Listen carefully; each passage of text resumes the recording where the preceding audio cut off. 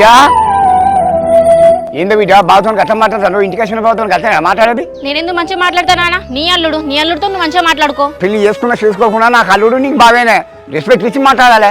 అసలు వద్దు నాన్న ఈ ముచ్చట్లన్నీ, నాకేం చెప్పకిగాను. అసలు ఎందుకు వచ్చినట్టు ఇప్పుడు?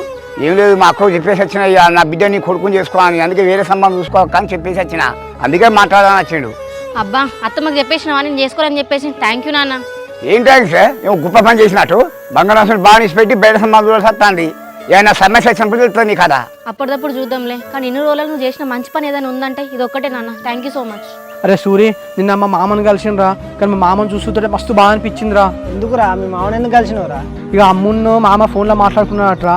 డైరెక్ట్ మా మామ చెప్పేసిండట్రా, నా బిడ్డకి ఎంత చెప్పినా ఇంటలేదే, అల్లుడికి బయట సంబంధాలు చూసుకోవని. ఇంకేంద్రా మరి మీ మామనే బయట సంబంధాలు చూసుకోమన్నాడు, ఇంకేంది నువ్వు హ్యాపీగా సందేహం చేసుకోవచ్చు. ఏం హ్యాపీరా, ఇటు అంకితకి ఎంత చెప్పినా అనుకుంటా సంతోషంతో తిరుగుతుందా.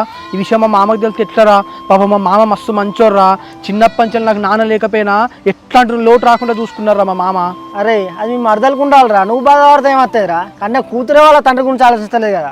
కానీ సూరి, ఈ రోజు నేను అంతో ఇంత సంతోషంగా ఉన్నా అంటే అది నీ వల్లేరా. అసలు నీలాంటి ఫ్రెండ్ ఉన్న నా అదృష్టం రా. ఈ రోజున నేను సంధ్య కలవడానికి కారణం నువ్వేరా. ఏం బ్రో ఎవరికో చెప్పినా థ్యాంక్స్ చెప్తాను, రేపు ఏదన్నా నా కష్టమైతే నువ్వు రావారా? నేనెందుకుండరా?